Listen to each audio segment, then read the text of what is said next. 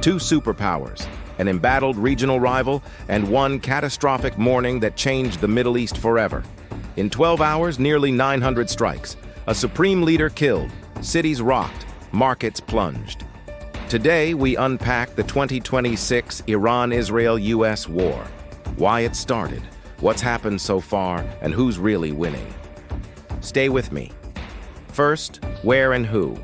This story centers on three state actors and a swarm of proxies and partners: Iran, Israel, and the United States.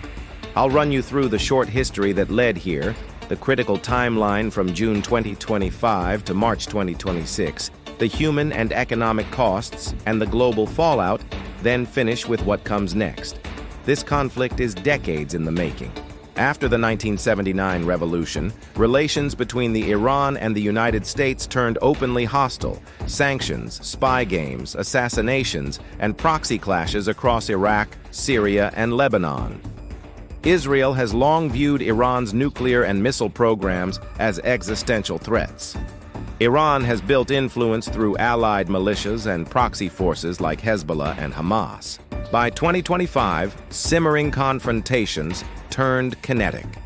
In June 2025, an intense 12-day exchange began when Israel struck many Iranian nuclear and military sites, killing key personnel, and Iran responded with barrages of ballistic missiles. That limited war ended with a fragile ceasefire on June 24th, but it left scars. Iran's economy weakened, internal protests rose, and diplomatic channels collapsed. Everything accelerated on February 28, 2026.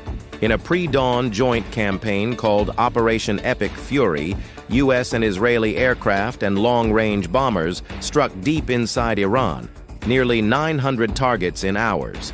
The strikes killed Iran's supreme leader, Ali Khamenei, along with dozens of top commanders. Tragically, one strike also hit a girls' school near Bandar Abbas, killing scores of children. Iran vowed immediate and sweeping retaliation. In the days that followed, Iran launched mass missile and drone barrages at Israeli cities and U.S. bases across the Gulf, striking targets in host countries that host American forces. Hezbollah rejoined the fight from Lebanon. NATO and regional militaries scrambled to intercept drones and protect bases. June 13, 2025, Israel and Iran fight a 12-day war. Roughly 610 Iranians and 28 Israelis reported killed. U.S. strikes hit Iranian nuclear sites. Late 2025, early 2026, diplomacy collapses. Iran's economy and domestic stability worsen. Oman talks in Feb 2026 failed to prevent escalation. Feb 28, 2026, Operation Epic Fury, Khamenei killed. Massive damage inside Iran and civilian casualties including school children. Mar 110, 2026, Iran's wide retaliation, missile and drone strikes across Israel, U.S. bases and Gulf states. Hezbollah fires into northern Israel, Allied strikes degrade Iranian air defenses. By Mar 10, both sides had hit thousands of targets. The human toll is grim. In Iran, official counts in the first week put deaths in the 1,230–1,255 range, with over 12,000 wounded. Many civilians were killed, including children in school strikes, and hospitals and ambulances were hit. Israel reported dozens of fatalities and thousands wounded from incoming missiles and rockets. Lebanon saw heavy casualties amid the Israel-Hezbollah fighting. And U.S. forces reported combat deaths during operations. War is ruinously expensive. Early analyst estimates put U.S. spending at about $3.7 billion in the first 100 hours, nearly $900 million a day, mainly on munitions. Over 2,000 bombs and missiles were used.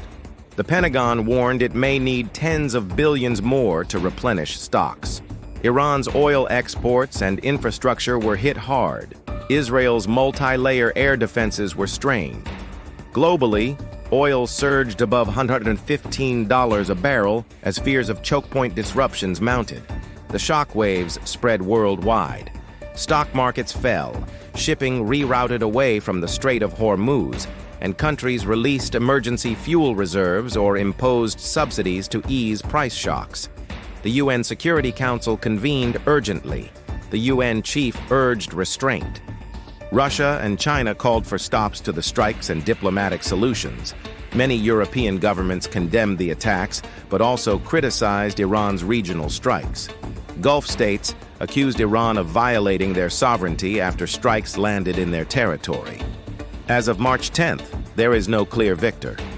The US and Israel claim they degraded Iranian leadership and military capability. Iran demonstrated it can strike back across the region and inflict political and economic pain. Analysts call it a costly stalemate. Infrastructure and elite leadership damaged, civilians and economies battered. Politically, the US signaled interest in regime change initially, but the outcome remains uncertain. The real winners so far: nobody, the region, ordinary people, and the global economy are the losers.